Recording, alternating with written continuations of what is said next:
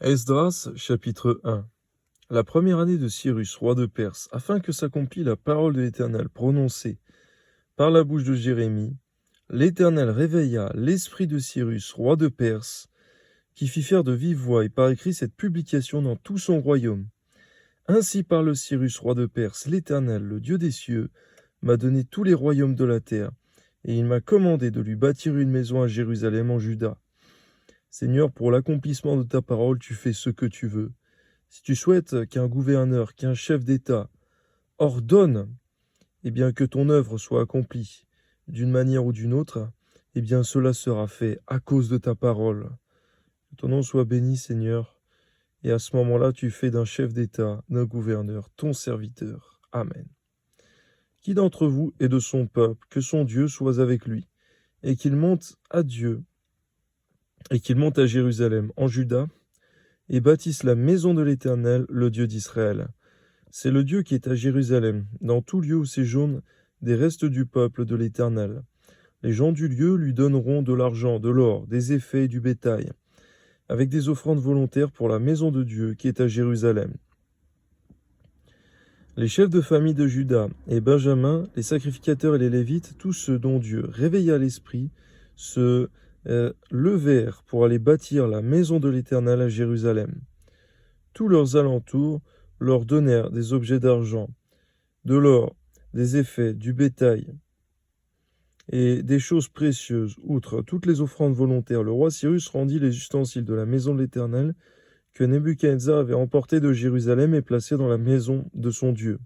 Cyrus, roi de Perse, les fit sortir par Mithrédate, le trésorier qui les remit à Sheba-Etsar, prince de Juda. En voici le nombre: 30 bassins d'or, 1000 bassins d'argent, 29 couteaux, 30 coupes d'or, 410 coupes d'argent de second ordre, 1000 autres ustensiles. Tous les objets d'or et d'argent étaient au nombre de 5400. Sheba-Etsar emporta le tout de Babylone à Jérusalem au retour de la captivité.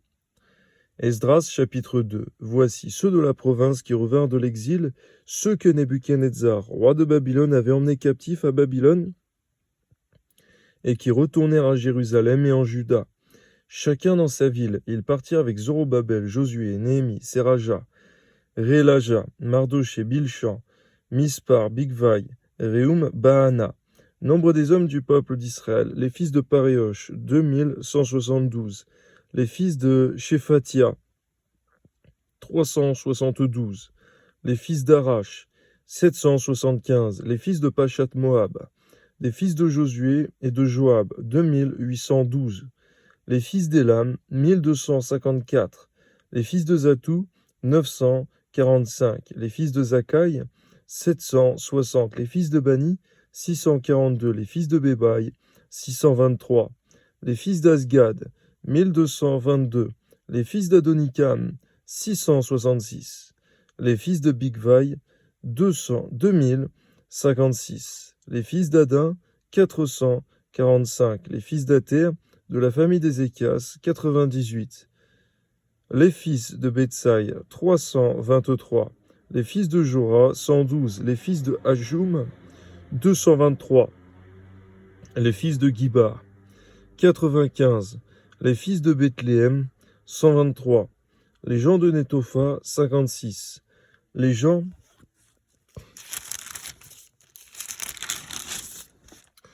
d'Anatoth, 128. Les fils d'Asmavet, 42. Les fils de Kirjat Harim, de Képhira et de Béhéroth, 743. Les fils de Rama et de Geba,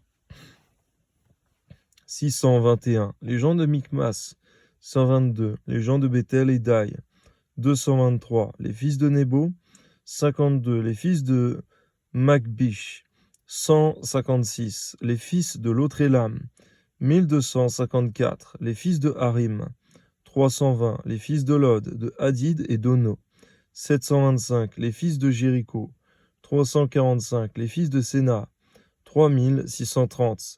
Sacrificateurs, les fils de Jédaïja, de la maison de Josué, 973. Les fils d'Imer, 1052. Les fils de Pachour, 1247.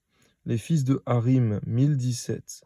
Lévites, les fils de Josué et de Cadmiel, des fils d'Odavia, 74. Chantres, les fils d'Asaph, 128. Fils des portiers, les fils de Shaloum, les fils d'Ater, les fils de Talmon, les fils d'Akoub, les fils de Hatita, les fils de Shobai, en tout 139. Nethinia, les fils de Tsisha, les fils de Hasoufa, les fils de Tabaoth, les fils de Kéros, les fils de Sia, les fils de Padon, les fils de Lebana, les fils de Agaba, les fils de Akoub, les fils de Agab, les fils de Shalmaï, les fils de Hanan, les fils de Guidel, les fils de Gacha, les fils de Réaja, les fils de Rétsin, et les fils de Nekoda, les fils de Gazam, les fils d'Uza, les fils de Passéach, les fils de Bézaï, les fils d'Asna, les fils de Méonim, les fils de Néphousim, les fils de Bakbouk, les fils de Akoufa, les fils de Harour, les fils de Batslut, les fils de Meïda, les fils de Archa, les fils de Barkos, les fils de Sisera, les fils de Tamash, les fils de Nensiach, les fils de Hatifa, fils des serviteurs de Salomon, les fils de Sotai, les fils de Sopheret, les fils de Pérouda, les fils de Jaala, les fils de Darkan,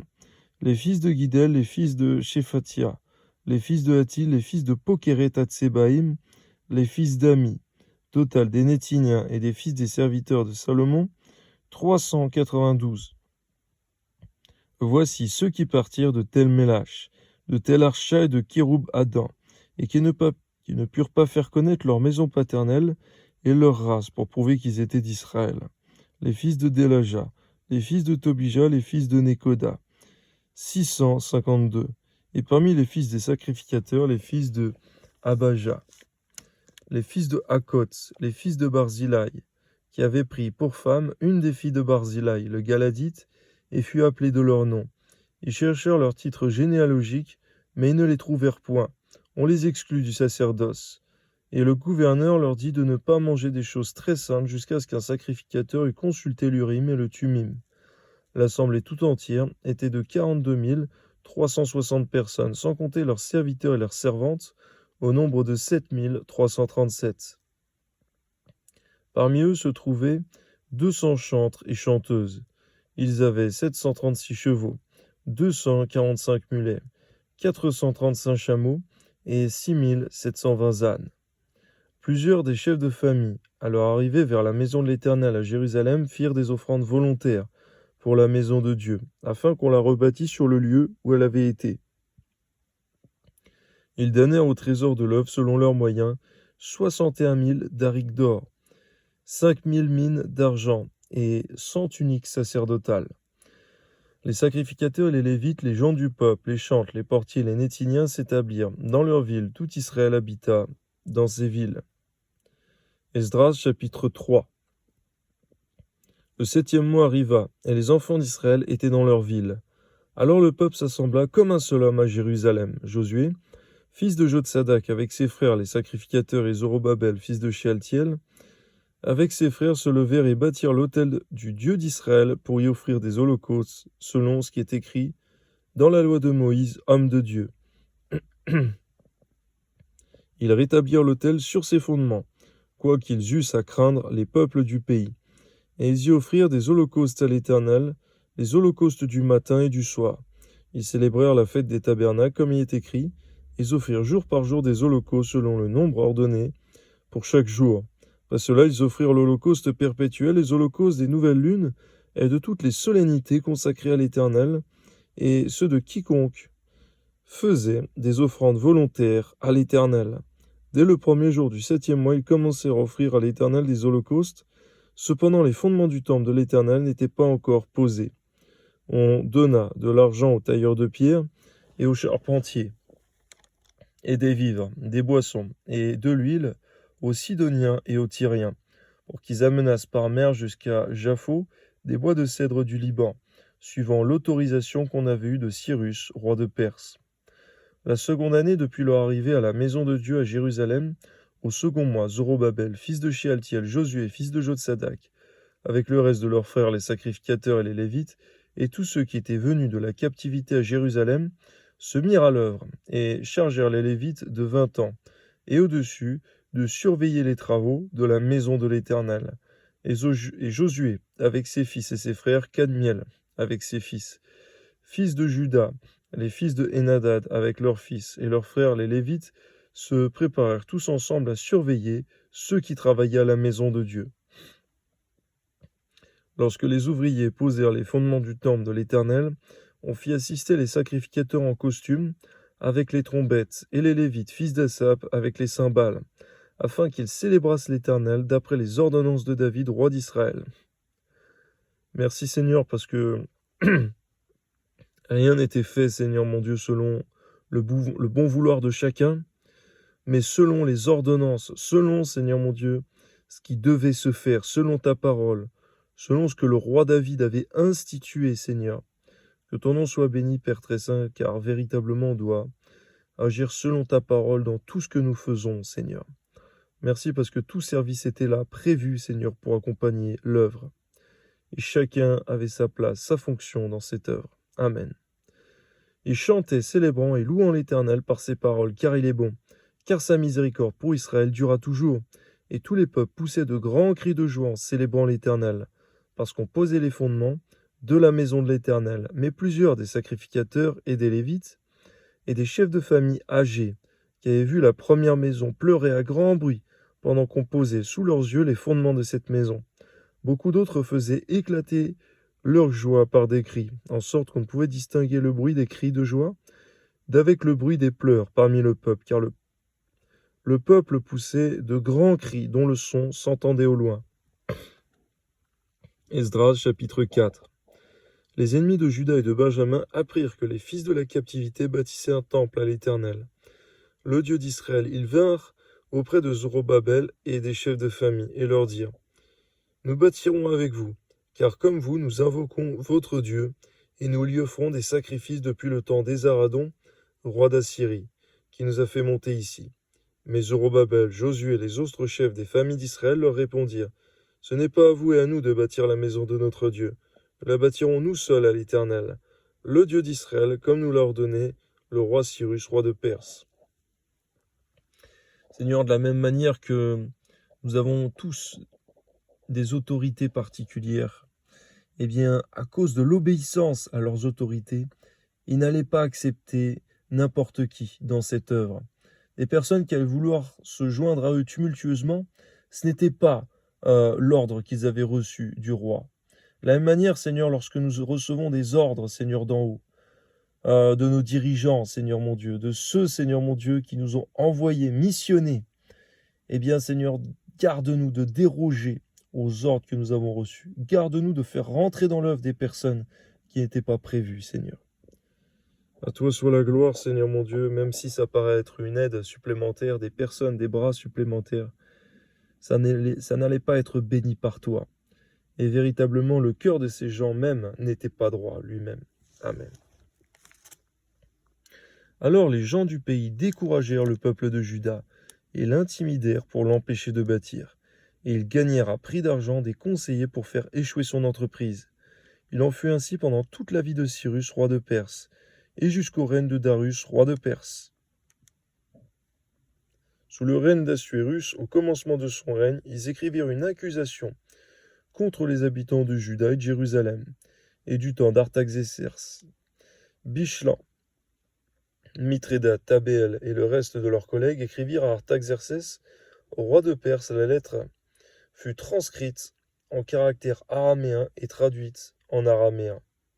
Réhum, gouverneur, et Shimshai, secrétaire, écrivirent au roi Artaxerxès la lettre suivante concernant Jérusalem. Réhum, gouverneur, Shimshai, secrétaire et le reste de leurs collègues, ceux de Dain, d'Arphaxad, de Tarpel, d'Apharas, d'Érec, de Babylone, de Suse, de Déa, d'Élam, et les autres peuples que le grand et illustre Osnappar a transportés et établis dans la ville de Samarie et autres lieux de ce côté du fleuve, etc.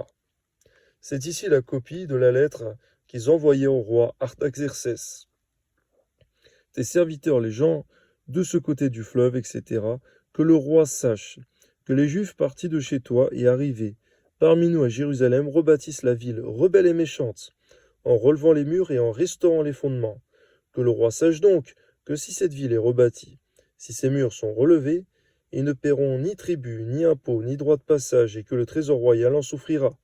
Or, comme nous mangeons le sel du palais, il ne nous paraît pas convenable de voir mépriser le roi.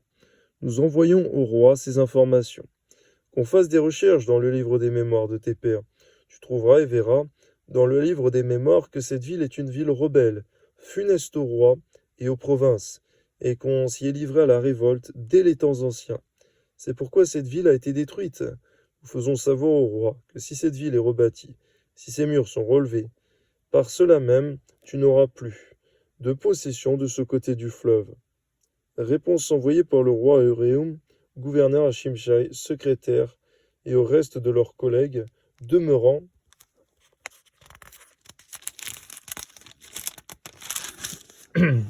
à Samarie et aux autres lieux, de l'autre côté du fleuve, salut, etc. La lettre que tu nous as envoyée a été lue exactement devant moi. J'ai donné ordre de faire des recherches, et on a trouvé que dès les temps anciens, cette ville s'est soulevée contre les rois. On s'y est livré à la sédition et à la révolte. Il y eut à Jérusalem des rois puissants, maîtres de tout le pays de l'autre côté du fleuve, et auxquels on payait tribut, impôts et droits de passage.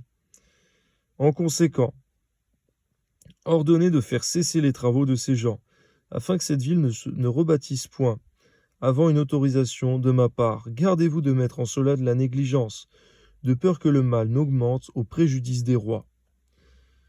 À combien on peut voir que le passé funeste de Jérusalem, d'Israël, véritablement était mauvais. Le passé funeste, véritablement, qu'il avait rebelle envers les autorités, les rois, ça avait des conséquences jusqu'à aujourd'hui, c'est vrai, Seigneur mon Dieu.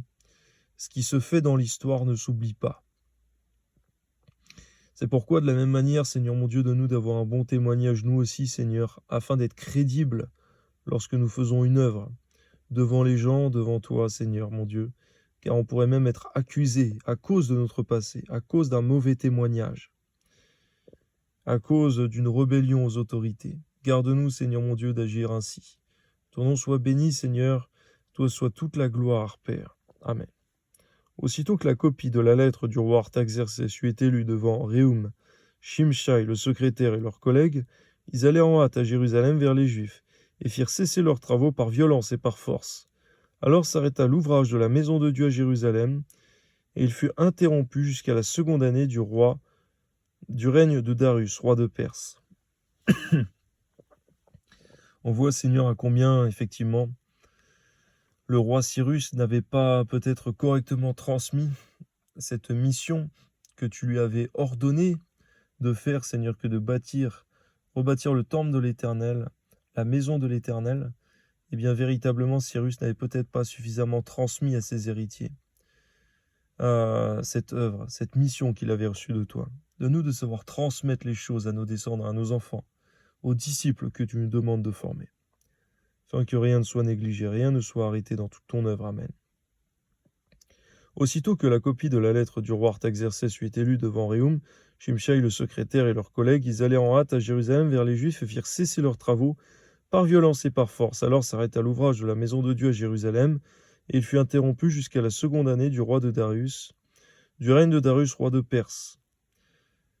C'est vrai, Seigneur mon Dieu, de la même manière, le diable s'amuse, Seigneur mon Dieu, lorsque des chrétiens font de mauvais témoignages, lorsqu'il y a même des scandales, malheureusement, au sein des églises dans le monde entier. Les démons se font un malin plaisir de blasphémer ton nom. Et les hommes également, les hommes méchants, les hommes athées, les hommes, Seigneur, irreligieux, profanes, Seigneur, qui s'amusent, Seigneur, à blasphémer ton nom. Lorsque soit ton peuple, soit des personnes se disant enfants de Dieu, chrétiens, font des mauvaises choses, Seigneur, sur terre, alors ton nom est outragé. C'est pourquoi, Seigneur mon Dieu, que ton nom soit sanctifié par un comportement pur, irréprochable, de ceux se nommant de ton nom. Amen. Esdras, chapitre 5. Agé, le prophète, et Zacharie, fils d'Ido, le prophète, prophétisèrent aux Juifs qui étaient en Juda et à Jérusalem au nom du Dieu d'Israël. Alors, Zorobabel, fils de Shealtiel, et Josué, fils de Jotsadak, se levèrent et commencèrent à bâtir la maison de Dieu à Jérusalem. Et avec eux étaient les prophètes de Dieu qui les assistaient. Amen. Dans ce même temps, Tatnaï, gouverneur de ce côté du fleuve, Shatnar-Bozaï, et leurs collègues vinrent auprès d'eux et leur parlèrent ainsi. Qui vous a donné l'autorisation de bâtir cette maison et de relever ses murs? Il leur dit encore, quels sont les noms des hommes qui construisent cet édifice? Mais l'œil de Dieu veillait sur les anciens des Juifs, et on laissa continuer les travaux pendant l'envoi d'un rapport à Darius et jusqu'à la réception d'une lettre sur cet objet. Copie de la lettre envoyée au roi Darius par Tatnaï, gouverneur de ce côté du fleuve, Shatnar-Boznaï, et leurs collègues d'Arphaxad, demeurant de ce côté du fleuve, il adressa un rapport ainsi conçu. Au passage, on voit, Seigneur, que même lorsque les hommes se servent des lois pour vouloir empêcher ton œuvre, lorsque ta bonne main, lorsque ton œil veille sur ton peuple et l'ouvrage, Seigneur, qui se fait par ton peuple sur terre, eh bien, même les plus légalistes ne pourront rien faire contre ton œuvre. Elle se fera malgré tout. Toi soit la gloire, Père. Amen. Que le roi sache que nous sommes allés dans la province de Juda à la maison du grand Dieu. Elle se construit en pierre de taille, et le bois se pose dans les murs. Le travail marche rapidement et réussit entre leurs mains. Nous avons interrogé les anciens, et nous leur avons ainsi parlé. Qui vous a donné l'autorisation de bâtir cette maison et de relever ses murs? Nous leur avons aussi demandé leurs noms pour te faire connaître, et nous avons mis par écrit les noms des hommes qui sont à leur tête. Voici la réponse qu'ils nous ont faite. Nous sommes les serviteurs du Dieu des cieux et de la terre, et nous rebâtissons la maison qui avait été construite il y a bien des années. Un grand roi d'Israël l'avait bâtie et achevée. Mais après que nos pères eurent irrité le Dieu des cieux, il livra entre les mains de Nebuchadnezzar, roi de Babylone, le Chaldéen, qui détruisit cette maison et emmena le peuple captif à Babylone. Toutefois, la première année de Cyrus, roi de Perse, le roi Cyrus donna l'ordre de rebâtir cette maison de Dieu. Et même le roi Cyrus ôta du temple de Babylone les ustensiles d'or et d'argent de la maison de Dieu que Nebuchadnezzar avait enlevé du temple de Jérusalem et transporté dans le temple de Babylone. Il les fit remettre au nommé Shebaetsar, qu'il établit gouverneur, et lui dit, prends ces ustensiles, va les déposer dans le temple de Jérusalem, et que la maison de Dieu soit rebâtie sur le lieu où elle était. Ce Shebaetsar est donc venu, et il a posé les fondements de la maison de Dieu à Jérusalem. Depuis lors, jusqu'à présent, elle se construit, elle n'est pas achevée. Maintenant, si le roi le trouve bon, que l'on fasse des recherches dans la maison des trésors du roi Babylone, pour voir s'il eut de la part du roi Cyrus un ordre donné pour la construction de cette maison de Dieu à Jérusalem, puis que le roi nous transmette sa volonté sur cet objet. Merci Seigneur, parce que alors que on voulait au début accuser les Juifs sur leurs péchés antérieurs, on a ensuite cité effectivement, Seigneur mon Dieu, l'ordre du roi qui avait été donné pour la reconstruction du temple. Que ton nom soit béni, Seigneur mon Dieu, parce que véritablement, lorsque même parfois notre passé nous accuse, nous condamne, lorsqu'on revient à toi sincèrement, Seigneur mon Dieu, tu suscites des autorités, Seigneur, pour ordonner la reprise de ton œuvre. Que ton nom soit béni, Seigneur, tu es souverain, tu fais ce que tu veux. À toi soit la gloire, Seigneur, au nom de Jésus, Amen. Esdras chapitre 6. Alors le roi Darius donna ordre de faire des recherches dans la maison des archives où l'on déposait les trésors à Babylone. Et l'on trouva à Acméta, capitale de la province de Médie, un rouleau sur lequel était écrit le mémoire suivant. La première année du roi Cyrus, le roi Cyrus a donné cet ordre au sujet de la maison de Dieu à Jérusalem. Que la maison soit rebâtie pour être un lieu où l'on offre des sacrifices et qu'elle ait de solides fondements. Elle aura 60 coudées de hauteur, 60 coudées de largeur, 3 rangées de pierres de taille et une rangée de bois neuf. Les frais seront payés par la maison du roi, de plus les ustensiles d'or et d'argent que la maison de Dieu que Nebuchadnezzar ait enlevé du temple de Jérusalem et transportés à Babylone seront rendus. Transportés au temple de Jérusalem à la place où ils étaient et déposés dans la maison de Dieu. Maintenant, Tatnaï, gouverneur de l'autre côté du fleuve, Shatnar-Boznaï et vos collègues d'Arphaxad, qui demeurez de l'autre côté du fleuve, tenez-vous loin de ce lieu. Laissez continuer les travaux de cette maison de Dieu, que le gouverneur des Juifs et les anciens des Juifs la rebâtissent sur l'emplacement qu'elle occupait. Voici l'ordre que je donne, touchant ce que vous aurez à faire à l'égard de ces anciens des Juifs.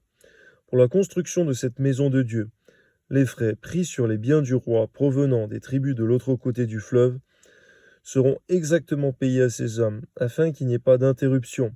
Les choses nécessaires pour les holocaustes du Dieu des cieux, jeunes taureaux, béliers et agneaux, froment, sel, vin et huile, seront livrés, sur leur demande, aux sacrificateurs de Jérusalem, jour par jour et sans manquer, afin qu'ils offrent des sacrifices de bonne odeur au Dieu des cieux, et qu'ils prient pour la vie du roi et de ses fils.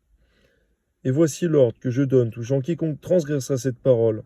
On arrachera de sa maison une pièce de bois, on la dressera pour qu'il y soit attaché, et l'on fera de sa maison un tas d'immondices.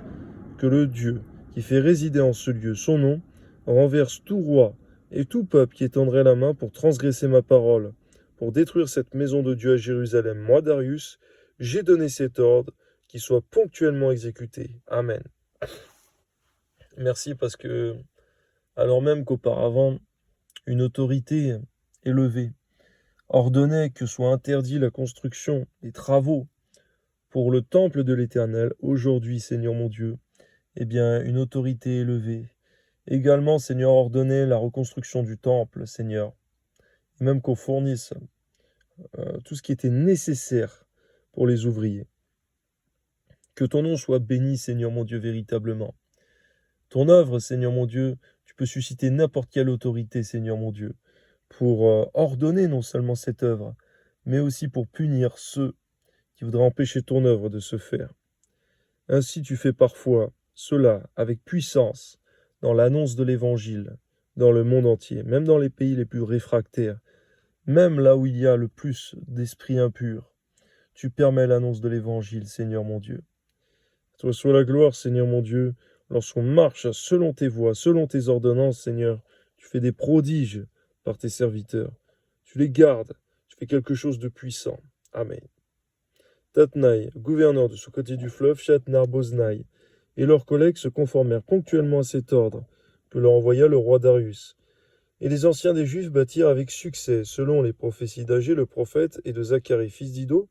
Ils bâtirent et achevèrent d'après l'ordre du Dieu d'Israël et d'après l'ordre de Cyrus, de Darius et d'Artaxerxès, roi de Perse. La maison fut achevée le 3e jour du mois d'Adar, dans la 6e année du roi Darius.